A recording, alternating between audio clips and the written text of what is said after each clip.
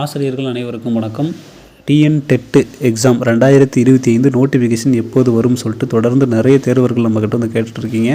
So நிறைய பேர் வந்து பார்த்தோன்னா 1 மார்க் 2 மார்க் வித்தியாசத்தில் ஃபெயில் ஆகிருக்கீங்க. நிறைய பேர் இந்த எக்ஸாமே இன்னும் எழுதாமல் இருக்கீங்க. இது ஒரு எலிஜிபிலிட்டி டெஸ்ட்டு. இது எழுதுனா தான் அடுத்து நியமன தேர்வு எழுத முடியும், ஏதாவது ஒரு போஸ்டிங் போக முடியும். ஸோ இப்போ இந்த வருடத்தில் 2026க்குள்ளார, அதாவது 2025 19,000 வேகன்சி ஃபில் பண்ண போகிறோம் அப்படின்னு சொல்லிட்டு தமிழக முதல்வர் தெரிவிச்சிருக்காரு. 2024 எலெக்ஷன் வேறு வரப்போகுது. ஸோ இதுக்கு முன்னாடி படித்தவங்களே நிறைய பேர் வந்து பார்த்தீங்கன்னா அதுக்கான போஸ்டிங் போடாமல் 2-3 வருடங்களாக காத்திருத்துட்டாங்க. பட் இந்த வருஷம் 2025 கட்டாயமாக போஸ்டிங் ஃபில் பண்ண போகிறாங்க அப்படிங்கிறது எல்லாருக்கும் தெரிஞ்ச விஷயம். அதனால் இது ஒரு வாய்ப்பு அப்படின்னு தான் சொல்லணும். இப்போ டெட் எக்ஸாம் எழுத போகிறீங்க இல்லையா, அது உங்களுக்கு ஒரு மிகப்பெரிய வாய்ப்பு. ஏன்னா டெட் எக்ஸாம் எழுதின உடனே அடுத்து ஏதோ ஒரு எக்ஸாம் வந்துடும், பிஜிடிஆர்பிஓ இல்லை ஏதாவது ஒரு எக்ஸாம் வந்துடும்.